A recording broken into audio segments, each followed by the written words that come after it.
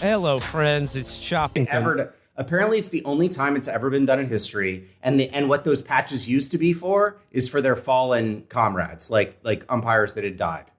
So now, how many umpires die in the line of duty, though? Oh man, you get hit in the balls one too many times with a struck by a Randy Johnson fastball. Yeah, yeah. Admittedly, fair enough, Felix. But it was like there was no. Whatever. Yeah. Sorry, man. I cut you off, Will. Like it's no. Crazy. I mean, up until recently, it looked like he was choosing his regulators, and he had chosen the Democratic Party. And you had Bill Clinton appearing at his conference in the Bahamas, saying on stage with Sam that he would prefer regulators take a light touch with crypto. Then you have people like Chris and Gillibrand going on CNBC and saying, yeah, it would be a great idea for pensions to invest in cryptocurrency. I don't agree with this, that it's a bad idea at all. But we found now, like, of this week that, I mean, he had given just the exact same amount of money to Republicans, but through dark channels, because, like, he knew that would look bad for him giving money to Republicans. But I mean, like, obviously this is a bipartisan thing, but what does it tell you that he wanted, at least publicly facing, he chose the Democrats as being his backers, or the people who could help him out on the regulatory sphere?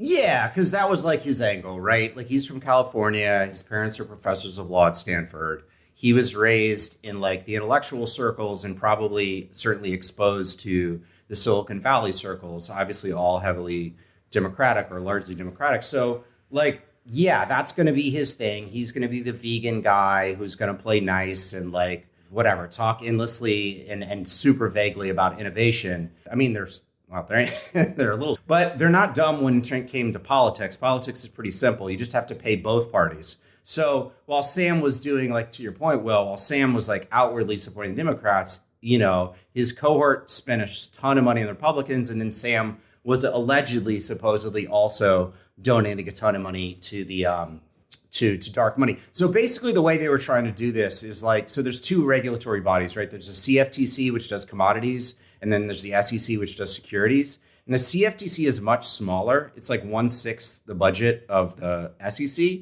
and it's always been the weaker agency. And the CFTC was also, I mean, they both have many problems. I'm not here defending either of them, really. But like the CFTC, if you think the SEC is a joke, like, you should see the CFTC. Like, there's just there's a funny clip. There's a guy who went on he went on Tucker Carlson and was like, yeah, I bribed the CFTC. Yeah, he literally says I bribed the CFTC. Where was Gary Gensler?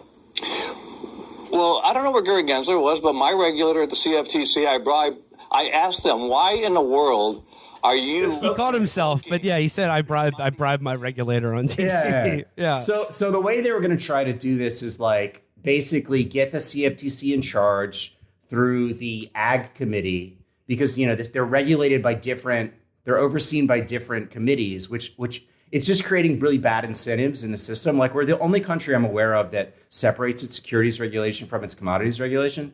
And this creates competing agencies competing over jurisdiction, and also senators competing over donations that they can get from different, you know, industries. So it's really bad. It's a bad system, and we should probably change it, but we probably won't, because on the inside, each side benefits. So that was their play, I think. But it wasn't partisan. It was going to be both. And the Democrats would, if they had been able to hold on to it for another 2 to 3 months, like at least until after only a few more weeks, really, until after the election, they might have been able to get something through a lame duck session. Like, it's totally possible. You know, in the days and weeks following the spectacular collapse of FTX, we've been treated to a sort of a portrayal of the people in charge at FTX as being this sort of like clique of polyamorous, like, Adderall addicts having like a sleepover party in their friend's, you know, house in the Bahamas. And that, like, you know, they were just kids, you know, like that they were just sort of like high or fucked up or something like that. Like, I know you said, like, it's not that complicated, but, like, something about this strikes me as a little calculated too, because if they're just this sort of, you know, caricature of, like, you know, insouciant millennials, then it's easier to be like, hey, we just fucked up, instead of we were the conscious creators of a massive Ponzi scheme. Yeah. I think that's a really good point. I mean, First of all, can we just like try to picture those parties? Those must be the lamest parties. I can't even. They're in this like $39 million penthouse that Sam has bought or rented or whatever, and like nobody is there to like. I guess they get drugs and alcohol, but like it just sounds so sad and sort of pathetic. But yeah, I think the risk is to be like, oh, it's okay because they were just young and they didn't know what they're doing. When you don't write like backdoor code that can, bypass the system to take the money from people on accident. You don't transfer, you don't set up shell corporations, like myriad shell corporations on accident. You should check out their legal team. Their legal team has an interesting history. It's bad stuff, man. And it was purposeful. And if there's any justice, some people will go to jail. But honestly, I don't know. We'll see. Well, we'll see if he keeps doing interviews. I don't know how you can say it's not, doesn't sound like a fun time to hang around a giant penthouse and do methamphetamine suppositories and see who can solve the most Sudokus in an hour. That sounds amazing. Sounds great. He's like Sam's in the corner playing League of Legends and fucking Sudoku at the same time. And like, there's some real. What's the music? What music is being played there? I'm gonna kick that one to Felix. What's being played at the party, the Alameda rave? Well, there are two options. It's either like, I think computer guys, they either listen to like Billboard Top 40 hits. Like, I think that's who was listening to all the Black Eyed Peas song. Probably Mark Zuckerberg in Facebook 10 years ago. Or they listen to like some fucked up genre like clown step or electro swing. They listen to something that like Keanu Reeves's boss and Johnny Mnemonic would listen to in the future. Well, they're like, oh, it's the music of the future. It's called Electro Clown. It's the Barnum and Bailey circus song, but played on a synthesizer.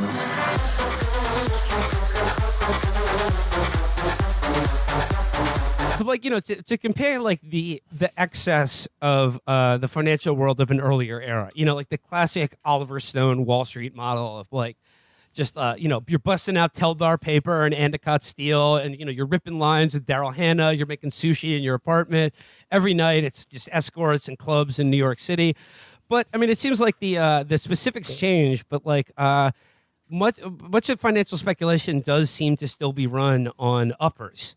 And the fun things you can do with them, how sharp they can make your mind. Yeah. There's not a lot of like Wall Street titans, like smoking dope, like some pot. That's not their drug of choice. No, he's like he's patched up and he does have ADD, but like those drugs are known to increase your appetite for risk, and that's not necessarily a good thing. Or I mean, maybe it was for him at the time, but it's not a good thing for the FTX customers. There's a story where like he went to Sequoia, which is this venture capital firm, and he needed $1 billion. And so they're on a Zoom or whatever, and they're like, he's telling him like, it's FTX is gonna do everything. You're gonna be able to buy and sell crypto, but also buy groceries, but also, I don't know, get car insurance. I don't know what he's saying.